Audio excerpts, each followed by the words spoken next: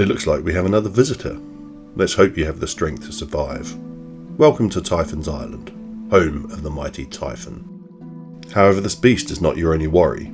Other monsters roam here, lurking deep within their lairs, guarding their sector of the island. To escape, you'll need to defeat them. But I get ahead of myself. I am Homer, your games master, and guide on your quest to escape this island. Let me introduce your fellow travellers. Phoebe, playing for the ship of Corinth. Argus, playing for the Temple of Athens. And Hector, playing for the grapes of Argos. You will be playing for the wreath of Olympus. While we're waiting for Hector to finish their turn, let me show you around. The turn bar shows the order everyone will take their turns. The privilege of going first always passes to the next player every new round. The action bar at the top keeps you aware of what's going on. Look, Hector just rolled a 2 for his movement points. Let's see where they move. Hector's turn is over. It's your turn now. The first step is to find a starting position. Let's see which space in the centre ring you will start from. It looks like Argus is already in that position. Let's try again. You have 2 more tries to get on the board, otherwise you'll be forced to miss the round. That's better. You've found a starting space. Whenever it's your turn, or you have some important decision to make, you will see the screen change colour and the menus change slightly. The iHelp button will show you a contextual pop-up for your current action. Try it now. There is a lot of knowledge in these scripts, and it's worth your while browsing the libraries. But we do not have time for that now, so let's close it. When it's your turn, you'll need to make decisions fast. There are set time limits for each step. It's harsh, but we cannot keep the gods waiting. In the action bar, you can see how much time remains and what action will be taken on your behalf if the timer runs out. Sometimes you may want to take the action listed in the action bar. Touching that bar selects the action presented. Since this is a tutorial, I will turn this off for now, but be aware that actions will be executed for you if you're too slow. The only way you're going to make it is with the help of the gods. You can gain their favours by assigning tributes to them, or by picking an Olympia card. In most rounds, you get to choose between one of these. We will take tributes this time. In your player bar, at the bottom, you will see a tribute holder for each god. You get 2 tributes which you can assign to a god, or between a few gods. I'll explain each god when needed, but for now, assign them both to Apollo. Drag and drop the Apollo symbol into both power circles. Whenever you assign tributes to gods, the tribute holder will fill up. When a god's tribute holder is full, you may call upon the power of that god. Since you assign both to Apollo, you can now use Apollo's blessing. This allows you to resurrect back onto the island in case you get defeated in combat. But don't worry, if you're forced to miss the round, the gods will take pity on you and give you a free pity tribute.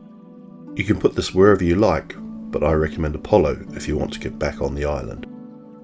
Now that's out of the way, I can talk about moving. A mysterious force makes it near impossible to move anti-clockwise on this island, but moving forwards, clockwise, seems to be fine. Let's roll for your movement. This will be a standard movement roll, which can always be used every turn. Certain gods can aid your movement, like Artemis, Hermes and Hades, but that will be explained in time. If you had one of these god powers, you'd need to indicate your intention to use it by dragging the god power into the power circle before you roll. This can come from either an Olympia card or from your tribute holder, but alas, you do not. So tap on the dice to roll a standard movement.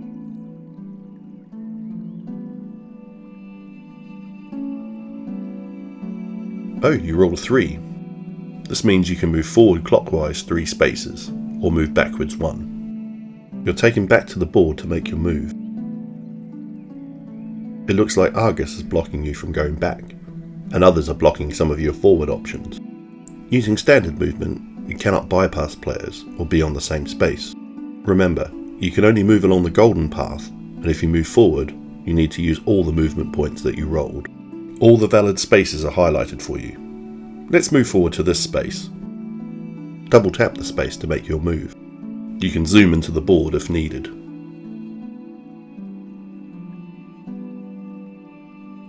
Good. That ends your movement and indeed your turn. Since you were the last player to take a turn, it's time for the monsters to take their turn. The Typhon is always the first monster to attack. The Typhon is deadly and will take out anyone laying in its path. Be aware if it comes out. Don't worry though, you're safe for now. It never comes out in the first round. But first, let's roll to see if it will make an appearance in the next round.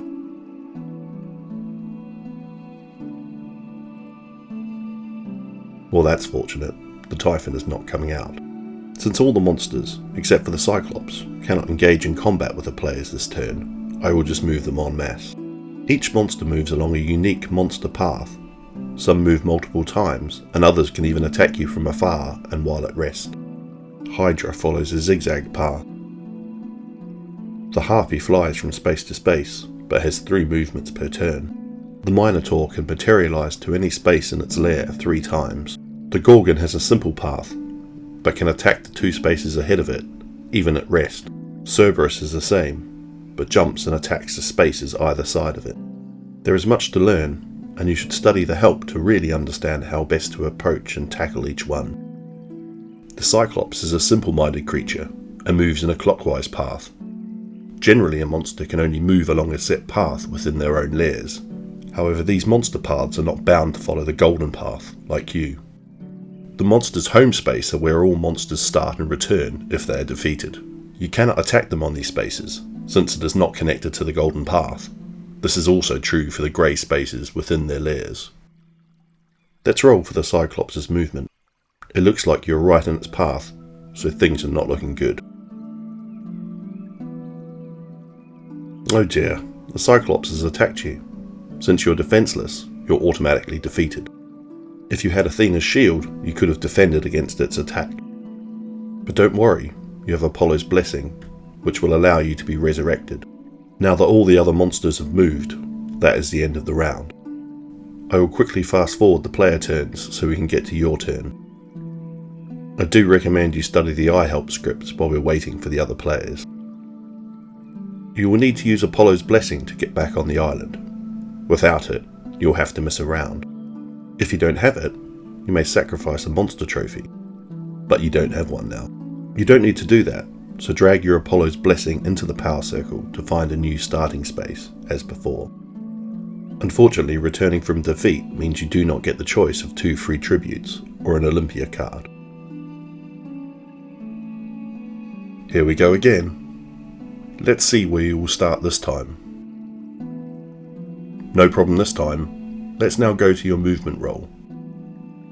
No option for god powers right now, so it will be a standard roll for you. But before you do that, let's see what's going on and plan this move.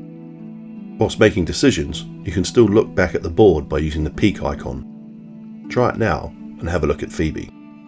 You can return back to the same icon. You see Phoebe has a good chance to attack the Cyclops soon. But first, let's look at what Phoebe has. Press on Phoebe's counter on the left player bar to see what she has.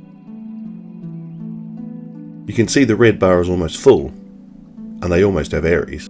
Ares allows you to attack monsters, and other players for that matter. It's almost certain they'll be going for Cyclops after your turn. That is useful knowledge. You could go back to the PowerCircles by selecting the peak icon again, but since you'll only need to move backward 1 for what I have in mind, we do not need to. Just press the action bar to make a roll without going back. You've been resurrected in an ideal position. Move your counter backwards to the next centre circle. I promise this will be worth it. It's Phoebe's turn. They took an Ares tribute and will surely attack the Cyclops. They only need to move back 1, so the movement roll does not matter. Great play. Phoebe defeated the Cyclops and obtained its monster trophy. But wait a minute, it looks like you're in the same sector as the Cyclops. Monster trophies are awarded to everyone in the same sector at the time the monster is defeated, including those outside on the green circles.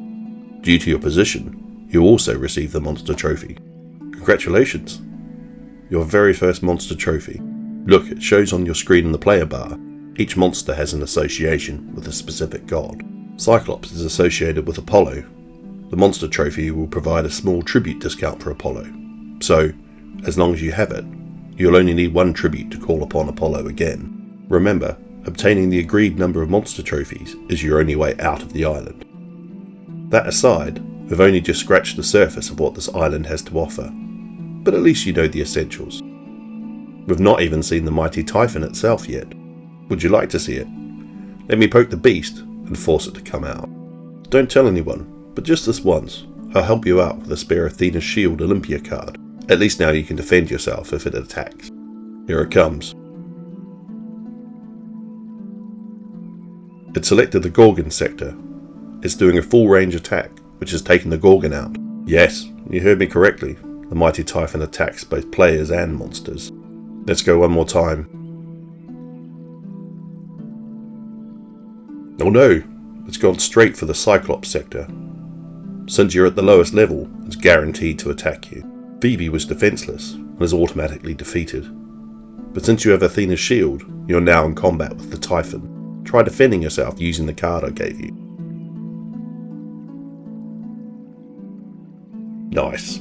You managed to survive the Typhon attack this time. Just remember, the Typhon attack cannot reach the outer ring of the island, so you'll always be safe on those spaces. I guess now you know why it's called Typhon's Island. That's all for now, but there's so much more for you to learn and explore. Make sure you study the scriptures in the Learning Centre. Farewell for now, adventurer.